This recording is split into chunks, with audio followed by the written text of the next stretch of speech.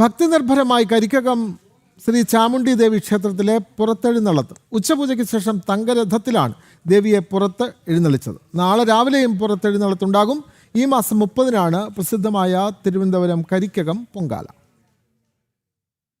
ചരിത്രപ്രസിദ്ധമായ കരിക്കകം ശ്രീ ചാമുണ്ഡി ക്ഷേത്രത്തിലെ ഉത്സവത്തോടനുബന്ധിച്ചുള്ള ദേവിയുടെ പുറത്തെഴുന്നള്ളിപ്പിന് ഇന്ന് തുടക്കമായി. തങ്കരഥത്തിൽ ദേവിയെ പുറത്തെഴുന്നള്ളിക്കുന്നതാണ് ചടങ്ങ്. രാവിലെ 8:40 ആരംഭിച്ച ഭക്തിസാന്ദ്രമായ ചടങ്ങിന് ഭക്തലക്ഷങ്ങൾ സാക്ഷിയായി.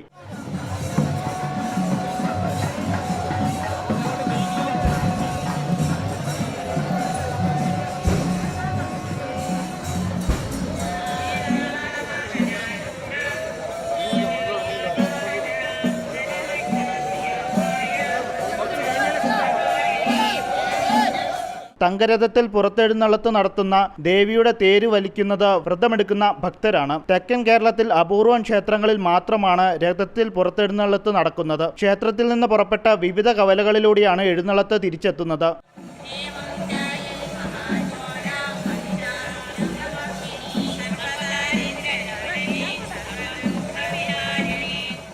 നാളെ രാവിലെയും പുറത്തെഴുന്നള്ളത്തുണ്ടാകും. ഈ മാസം 30-നാണ് കരിക്കകം പൊങ്കാല. ദേവിയുടെ ജന്മനാളായ മീനമാസത്തിലെ മകന്നാളിലാണ് പൊങ്കാല നടത്തുന്നത്.